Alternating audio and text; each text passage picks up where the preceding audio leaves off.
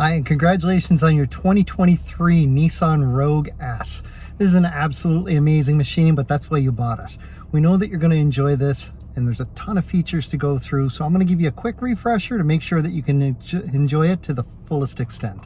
At the end, if you still have any questions, please don't hesitate to reach out. All of my contact info will follow at the very end, so you can call, text, email, or stop into O'Regan's Nissan at 60 Baker Drive in Dartmouth, Nova Scotia. Let's go through this and show you what you're getting with this. All right, we're going to start right here with our 8-inch full-color touchscreen infotainment system that is equipped with Apple CarPlay and Android Auto. First thing that you're going to want to do is hook up your phone, so you're going to go into Settings, then you're going to hit Connections. You're going to tap on Add New. From there on your phone, you're going to go into the settings and then Bluetooth settings. You're looking for My Rogue. As soon as that pops up, tap on that, give it a moment. You'll see a number pop up on the screen here. The same number should pop up on your phone. Press pair, and if you have an Apple phone, press allow. If you have an Android phone, you may need to press allow twice. Also, if you have an Android phone and there is a lock screen on it, you're going to want to back out to the main settings on your phone, scroll down to lock screen. You're going to go into smart lock, trusted devices, and add a trusted device, and you're going to add My Rogue. That will prevent your screen from locking up and your phone from disconnecting from the vehicle when it does so. Fastest way back out of here is simply press the audio button and it jumps right back out. Satellite radio is free for the first 3 months. After that, if you don't want it, don't do anything. If you do want it, it is going to revert back to channel 1, which looks just like this. There's a toll-free number right there that you can call and subscribe to that, and they're pretty good to deal with. They'll get you hooked up in a hurry. As we move down, we can see we have dual climate control. So dual climate control is pretty easy. Right now everything is synced up, but if my passenger wants a different temperature, all they have to do is change it, and once they get out, all I need to do is press sync and it goes back to the driver's side setting. Heated seats are on the outside of the dials here. There is high, medium, low, and then off. We've also got a heated steering wheel right here. Now keep in mind, if you're going to turn your air conditioning on, you're going to want to make sure that the recycled air is on. Typically what I recommend for most people is find a temperature that you're comfortable with, hit the auto button, and you'll never have to worry about anything. It will do everything that it needs to get you up or down to that temperature as quickly as possible, and then do what it needs to just to maintain it. So it will automatically adjust your fan speed and where your airflow is going to go without you needing to do anything. A couple USB ports down below here. We have our traditional Type A USB. We also have a Type C USB. Most phones are now starting to come with a Type C USB adapter, so that'll be very familiar. If you're not familiar with it yet, don't worry about using it. As you upgrade your phone, you will end up with a Type C USB that you can use. Now our gear shift is a little bit different with this. It's always going to bounce back to its original position right here. So right now I'm in park. If I want to get to reverse, I need to move towards the R, but I also must squeeze the thumb button in to do so. To get to drive, I need to move down towards the drive. For neutral, because I'm in park, there are 2 clicks to this when I move it. I only want to go 1 click, either up or down, and hold just for a second, and we can see it switches over to neutral, and it shows me up here as well. Now that I'm in neutral, to get to reverse, again, I'm going to squeeze that thumb button and push all the way forward. My backup camera shows up at the same time. To get to drive, I'm going to come down to drive, but now if I wanted to get to neutral, because I'm up here, I need to come down towards the neutral and hold for 1 click, or come all the way down to drive. And again, if I want to get to neutral from drive, I have to go up 1 click. For park, I'm simply going to press the P. That is your gear shift right there in about 30 seconds on how to use it. Pretty quick and easy. Down below here, we have our electronic parking brake. I'm going to pull up on that to engage it. The light turns red. Also up here on my screen, I see that it does show up. Now to turn this off, if I simply push down on it, it tells me I must push the brake pedal first, and then I'm going to push down, and that will disengage the parking brake, as we can see. Auto hold is a neat little feature. I'm going to buckle up right quick for this, because for auto hold you must be buckled. I'm going to turn this on, which right now does nothing, but when I put it in drive, I can see a green circle with an A and the word hold there. And if I look in the rear view mirror, you can see the brake lights are on. So a little harder to see from this angle, but the brake lights are on. There we go. That means that my brake is held on, even though I'm in drive and no foot on the brake. To move forward, all I got to do is touch the gas, and that releases. That turns white there, and I'm going to put us back into reverse so I can move back. And as soon as I press and hold that brake for 2 full seconds, that turns green again. Foot is off the brake. I'm still in reverse, but I'm not moving, and my brake lights are held on. Now, because my auto hold has turned green up here, when I park, it does fully engage the parking brake automatically. So it's not something that you need to worry about. Now, this particular one is a front-wheel drive model, so I have my drive mode selector here. If it was an all-wheel drive, there would be a dial over here that would have 5 different modes on it. 3 of those modes are on the drive mode selector. Right now, I'm in standard or auto, which is what it shows me right here. Auto is what it would say if you were in the all-wheel drive version, because it will automatically engage all-wheel drive as needed. On the dial, if you were to turn clockwise, it would have a leaf there. That's your eco mode. One more turn turns over to a checkered flag, which is sport mode. Sport mode would be used if you were losing your passing lane, wanted to get out and around somebody in a hurry. Just don't forget to take it back out of sport mode. It is harder on gas. The eco mode, just be aware that trying to pull ahead from a dead stop quickly or get out and around somebody in a hurry while in eco mode is going to feel a little bit sluggish. Counterclockwise from that auto mode, which is, it looks like a road on the dial at the top of the dial. To the left of that is a snowflake, that's snow mode. So your all-wheel drive is an intuitive all-wheel drive for those equipped with it. And what that means is pulling away from a dead stop, you're in all-wheel drive. Once you get going, it drops down to front-wheel drive, but it will engage all-wheel drive whenever it needs to for any traction conditions at all. With that said, once you get past that traction condition, it will drop you right back down to front-wheel drive pretty quick. Snow mode will hold it in all-wheel drive a lot longer in anticipation of another condition just ahead of you. And then down to the left of that, just down below it, is off-road mode, which looks like mountains. That is if you're on an old dirt road that it's just rained, it's pretty heavy mud, or maybe you're down around a beach where there's a lot of sand. That's going to put you almost exclusively in all-wheel drive, but we don't recommend that for regular driving on your roads. With our drive mode here, if I move up, I can see I move to sport. If I tap down on it, I go back to standard once more, puts me down to eco mode, and it does show me down below here each time. So eco is green, standard is just white, sport mode is red. I'm going to put us back to standard mode there. And that's just toggling up and down with each of those. Pretty easy to use. You do have a butterfly style console, makes it very easy for everybody to access what they need. And if somebody has their arm resting on one side and you hit the button, only the other side will open, still giving access, and people in the back also have access as well. So we move to our steering wheel. This button here is going to turn on my cruise control, which I can see up there, right up in the top corner beside my temperature. Very easy to operate from there. I'm going to set my speed by tapping down, or I'm going to resume the speed by tapping up after I've already had it set. If my cruise is currently set and I want to increase the speed, I can tap up a couple times, or I can tap down to decrease the speed. My 2 buttons here are for my Bluetooth hands-free. This button here will answer a call or hang up. My button here will allow me to make an outbound call, and if you have an Apple phone or an Android phone that's equipped with Hey Google, you can use that to access the voice recognition system on your phone. For Apple, it would access Siri. For any Android phone, it would access Hey Google. On the left side of our wheel, we do have volume buttons, the same as our dial over here, that will turn up for tree clearing, or down the volume on your radio.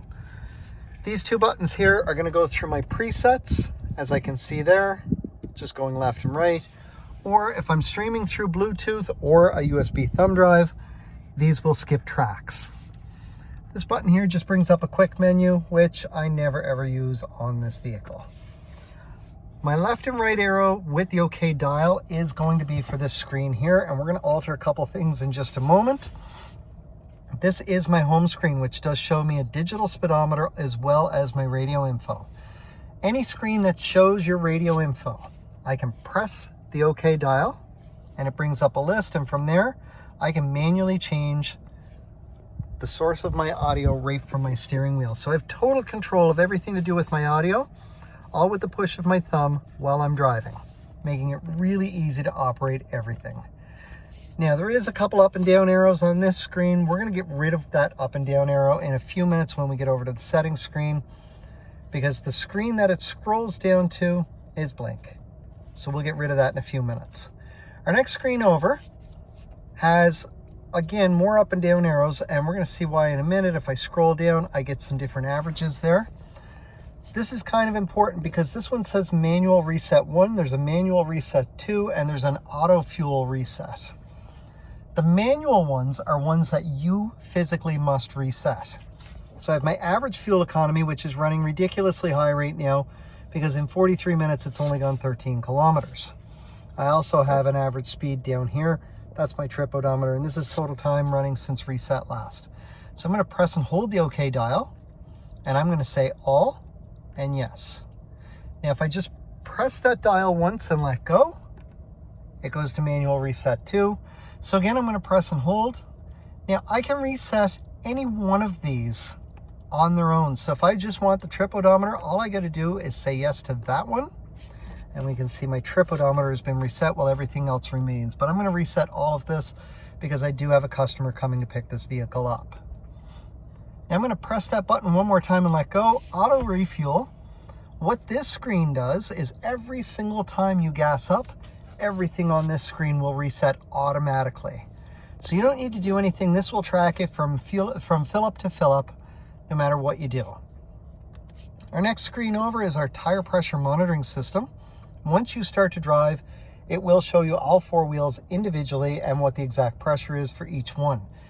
If at any point you do get a low tire, no matter what screen you're on, a warning will pop up and tell you low tire pressure. It'll tell you which tire is low and what the exact pressure is. From there, when you pull into a service station or anywhere that has an air pump and you go to put air in your vehicle, all you got to do is leave your vehicle running. Grab the hose, go to the tire it says needs air, and start putting air in. When it gets up to the right pressure, your horn will beep once to let you know stop putting air in. If for some reason you kept putting air in or went to the wrong tire, there is an upper limit, at which point the horn will beep 3 times in a row when you do hit it. If that should happen, we do ask that you let some air back out until it gets back down and beeps the horn once. That's your easiest way to know that you're back to the correct pressure. Our next screen over is our radio info, and again, if I just press the OK dial, again, I can switch the audio right from here. Next screen is to do with all of our safety features. So you are fully equipped with Nissan's Safety Shield 360. What this means for you is you do have automatic emergency braking with forward collision warning. So if you're driving along and the car in front of you suddenly stops, it slams on the brakes. There is a radar in the front of your vehicle in behind the Nissan emblem that will pick up on the fact that you're now closing the distance really quick, and if it needs to, what's going to happen is it will beep at you inside the vehicle. It'll flash warning up here, and if your foot doesn't get to the brake fast enough, it will start to apply the brakes for you to help avoid or minimize an oncoming collision. You have pedestrian detection as well, which does the exact same thing, except it happens faster, just because the car in front of you that hit the brakes still has some forward momentum, while the person who walked out in front of you does not, and hopefully will avoid giving them any forward momentum. Lane departure warning is also equipped on this. So your pedestrian detection and your lane departure warning are run through a camera up in the housing up here, as well as high beam assist. That camera for your lane departure warning is looking for the lines on either side of you, and if you start to drift out of your lane, it will pick up on that and it will vibrate the steering wheel. This is called a haptic steering wheel because it does vibrate. It's almost the same as hitting the rumble strips on the side of the road. Your blind spot indicators are out on the sides of your mirrors. There's little triangles there that we can see, which when a part of a vehicle is in your blind spot, those will light up and stay lit up as long as part of the vehicle is there. Now, let's say, for example, that the blind spot indicator over here is lit up, and while this is lit up, I signal to go left. This is going to start flashing and it will beep at me inside the Rogue here. It's just letting me know that I should have a look over my shoulder because there is something in my blind spot. You also have rear cross traffic detection from when you're backing out of a parking spot. If there is anything coming at you from either side from within approximately 2 car lengths inside your Rogue, it will beep at you. And whichever side it's approaching from, then your blind spot indicator on that side will be flashing to let you know. You have rear sonar and rear emergency braking. So when I put this in reverse, I have distance markers for green, yellow, and red hash marks here.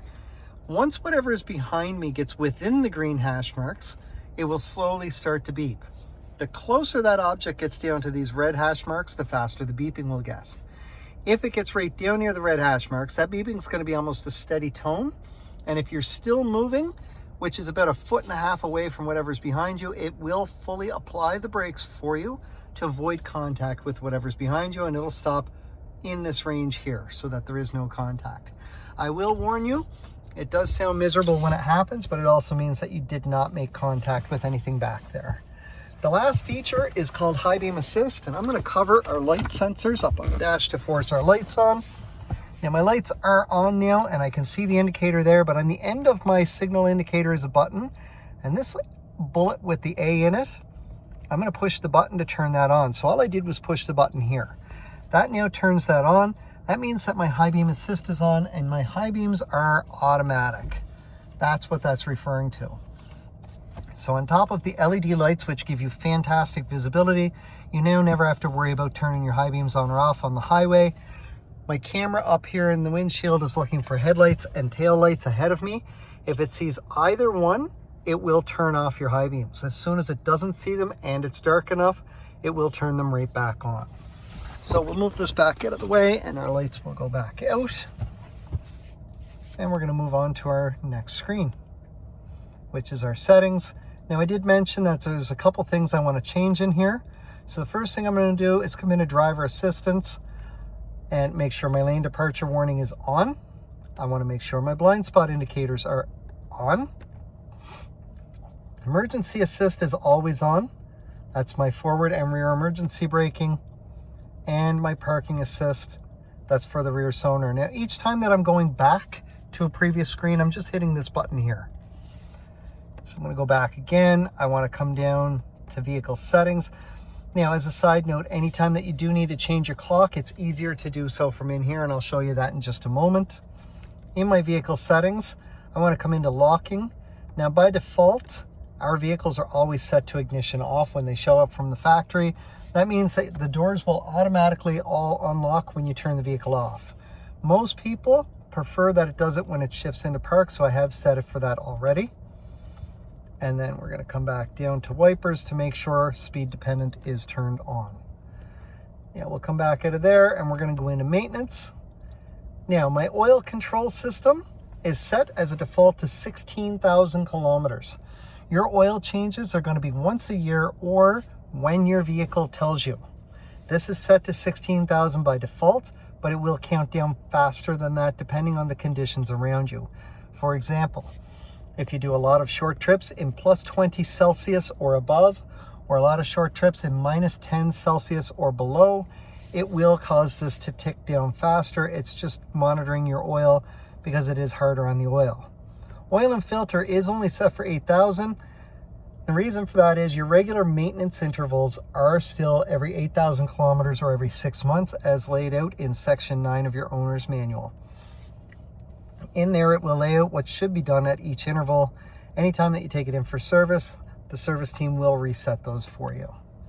The last thing I want to do is come into customize display in main menu. I'm going to scroll down one and we are going to unselect the blank. We'll come back and again and one last time. Now when we go to our home screen, there is no more arrows over here. Now I mentioned resetting my clock, so if I go into settings and then clock, and then I want to set my clock manually, and I can do everything right from there. So in a couple months time when daylight savings time hits, I can just come in and I can hit the minus on there. And in the spring, I can hit the plus there just to change the time. Just be mindful that if I do hit the minus right now, it changed the hour. It did not change from AM to PM, or sorry, PM to AM. I have to physically touch up here to do that. It's quick and easy, and again, your fastest way out is just to press the audio button right there. Now the last thing I want to go over is your key fob. Brand new key fobs this year, so we can see a much different shape to it. With my key fob, there is a battery inside of this. Still the same type setup. So we've got our lock, unlock, and our panic button, or the Find My Car in a Parking Lot. You can see the new Nissan logo is on here. Anytime I hit the button, that little light will light up, as you could see there. On the back, if I turn this over and push the little tab over, I still have a key. In case the key fob is dead, I can still get into the driver's side door. Once I get in, I'm going to use the key fob with my foot on the brake. I'm going to use the key fob to push the start button, and that will still allow me to start the vehicle. To change your the key fob battery, pop this out. You can see there, and you're going to very gently put a flathead screwdriver in between there or there and give it a little twist to pop it open. The battery inside should be a CR2032. Just make sure that you get the same size battery, switch it up. I do not recommend the dollar store batteries. They're great, they're cheap, but they don't last near as long as the good batteries. Pay the extra money to get a new battery, put it in, or take your key fob into your service department and they will do everything for you for about an extra $1 or $2 more. Congratulations again on your 2023 Nissan Rogue S. As I mentioned, this is an absolutely amazing vehicle. The gas mileage is phenomenal. I don't know if you noticed during the video, there's 702 kilometers to empty on this, and I've seen it much higher doing just highway driving. City driving, you'll see about 550, 600 if you're doing a decent mix of driving, but purely highway driving, I've had it as high as 800. The gas mileage is great, the drive is super smooth, and with the zero gravity seats, the comfort level is through the roof. Enjoy your new vehicle. If you still have any questions, please feel free to reach out. All of my contact info is about to follow. Call, text, email, or stop into O'Regan's Nissan at 60 Baker Drive in Dartmouth, Nova Scotia. I look forward to seeing you anytime that you're in for your regular maintenance. And again, please don't hesitate to ask any questions if you have them. We want to make sure that you're enjoying this truly magnificent vehicle.